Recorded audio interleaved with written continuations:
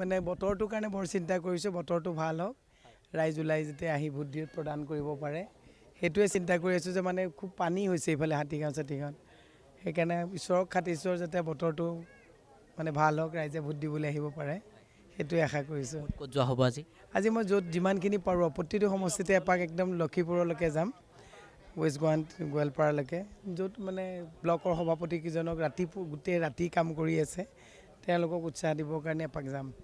হয়, ইয়াতে ভোটদান কৰিব আৰু কিমান সময়মানত ওলাই যাব ইয়াৰ পৰা? মই ভোটদান কৰাৰ পাছত আপুনি ক'ত যাব? আপুনি পলাশবাৰীৰ পৰা ধৰি আন স্থানত যাব? এতিয়া মই ডিমৰীয়া যাম, ডিমৰীয়া দুটা চেণ্টাৰ ভিজিট কৰি দিছপুৰ, চেণ্ট্ৰেল গুৱাহাটী, নিউ গুৱাহাটী, পলাশবাৰী, জালুকবাৰী প্ৰত্যেকটোতে এটা এটা চেণ্টাৰ মই টাচ কৰি লক্ষীপুৰলৈকে যাম। সকলো ওলাই আহিছে 4 বজালৈকে।